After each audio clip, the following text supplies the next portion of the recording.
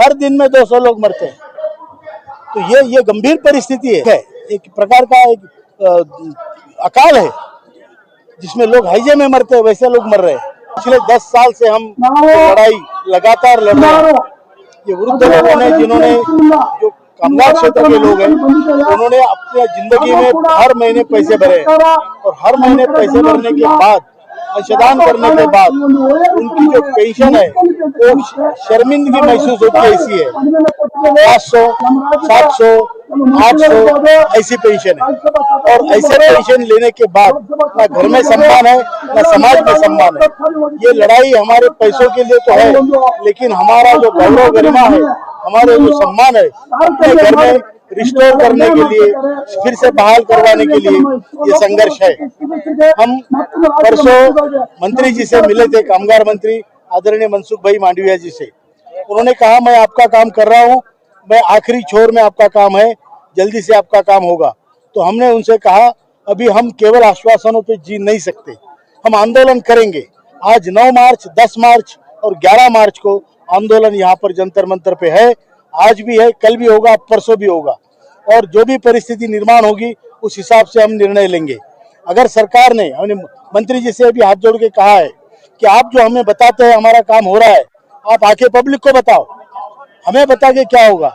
आपको जनता से हम डायरेक्ट मिलवाते हैं, आपकी गरिमा और गौरव भी रखेंगे, आपका सम्मान रखेंगे, लेकिन आप यहाँ आकर लोगों के साथ संवाद करो।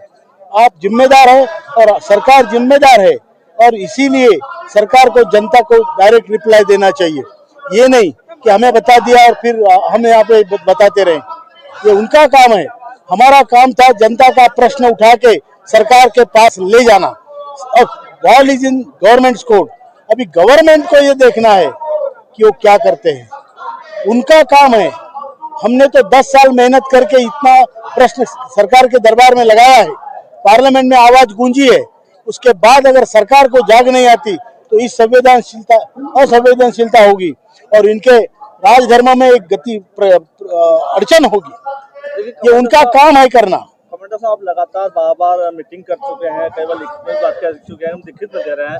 जब चुनाव आता है तो आश्वासन देते हैं कि हम आपका काम कर रहे हैं, लेकिन मीटिंग का क्या फायदा जो अभी तक 10 साल से आपका काम नहीं हो पा रहा है?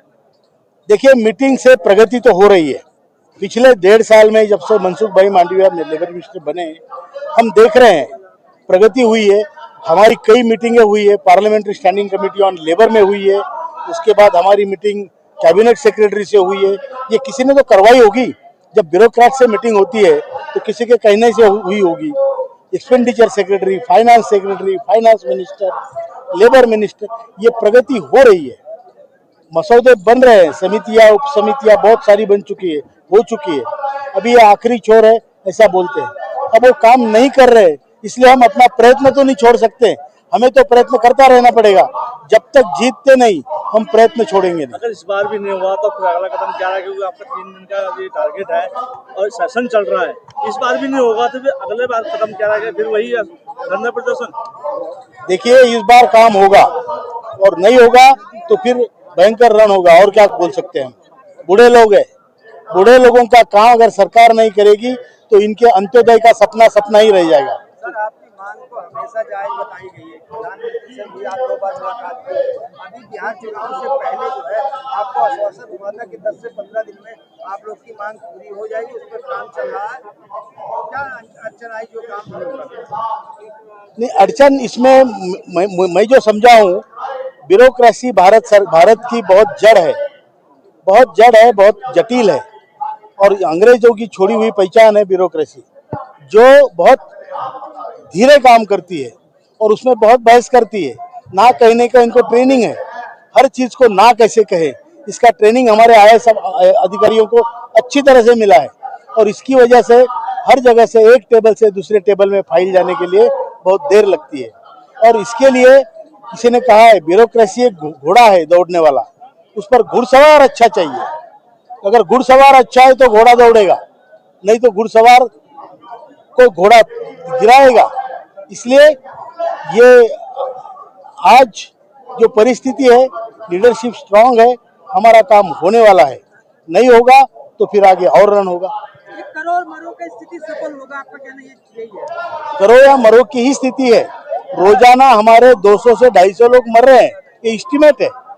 जो आप अगर ईपीएफओ को विधवा पेंशन कितने पेंशनर कितने हैं, विडो पेंशनर्स अगर वो देखेंगे तो आपको पता चलेगा इतने सालों में इतने विडो पेंशनर है, तो हर साल में कितने, हर महीने में कितने, हर दिन में कितने, हर दिन में 200 लोग मरते हैं।